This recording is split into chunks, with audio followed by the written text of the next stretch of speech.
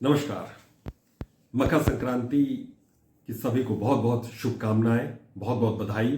खिचड़ी का दिन, और जाहिर है कि इस दिन अगर हम राजनीति की बात करें तो फिर दही चूड़ा सबसे ज्यादा जिस प्रदेश में, जहां पर अब इलेक्शन भी होने वाले हैं, बिहार की अगर हम बात करें तो क्या नीतीश कुमार को लेकर किसी तरीके की सियासी खिचड़ी इस वक्त बिहार में पक रही है, क्योंकि ये माना जा रहा है कि उनके और एनडीए के जो हनुमान कहे जाते हैं चिराग पासवान, उनके बीच की तल्खियां कुछ बढ़ी हैं। दरअसल कयास इसलिए लगाए जाने लगे क्योंकि सुबह 10 बजे नीतीश कुमार जब लोक जनशक्ति पार्टी के कार्यालय में पहुंचे तो वहां पर चिराग पासवान मौजूद नहीं थे। यानी कि मुख्यमंत्री जब पहुंचे तो उनके स्वागत के लिए चिराग पासवान वहां पर मौजूद नहीं थे।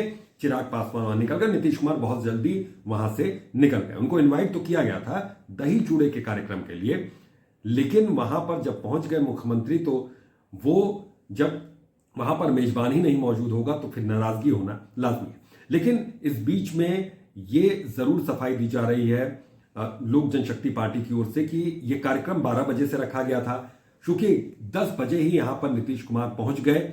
इस वजह से यहां पर चिराग पासवान नहीं मौजूद रहे।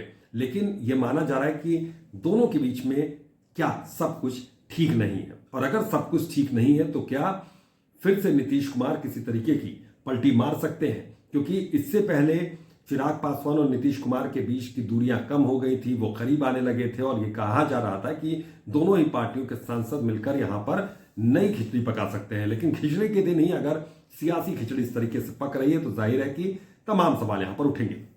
इस बीच में बिहार की पूर्व सीएम राबड़ी देवी के यहां उनकी बेटी मीसा भारती पहुंची थी दही चूड़ा कार्यक्रम में हिस्सा लेने के लिए, और जब वो बाहर निकल रही थी तो पत्रकारों ने उनसे कुछ इसी तरीके के सवाल दागे कि क्या नीतीश कुमार भी फिर से आ सकते हैं यहां पर और पार्टी में शामिल हो सकते हैं। तो उन्होंने कहा कि वो अभिभावक हैं और वो जब चाहे तब आ सकते हैं। ये मीसा भारती का साफ तौर पर कहना था। इसके बाद से फिर से कयासबाजियों का दौर शुरू हो गया।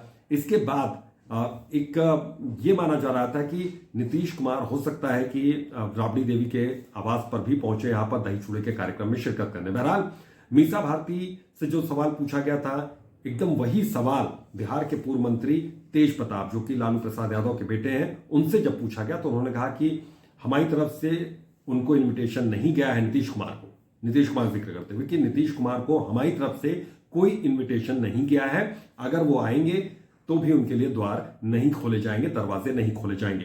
तो जाहिर है कि यहां पर अभी भी मीसा भारती और तेज प्रताप के जो बयान है वो कॉन्ट्राडिक्ट एक दूसरे को करते हुए नजर आ रहे हैं कि नीतीश कुमार की वाकई क्या एंट्री यहां पर हो सकती है, और नीतीश कुमार क्या एक बार फिर से यहां पर दल बदल सकते हैं, बिहार की राजनीति को बदलने की कोशिश कर सकते हैं। क्योंकि जिस तरीके से अभी नीतीश कुमार बेहद शांत नजर आ रहे हैं, जैसे जैसे चुनाव की प्रक्रिया यहां पर तेज होती जाएगी, जैसे जैसे चुनाव की तारीख यहां पर नजदीक आने लगेगी, उस दौरान नीतीश कुमार के बयान तेज होना शुरू हो जाएंगे, और हर रोज कुछ न कुछ बिहार की राजनीति में हमको देखने के लिए मिल सकता है।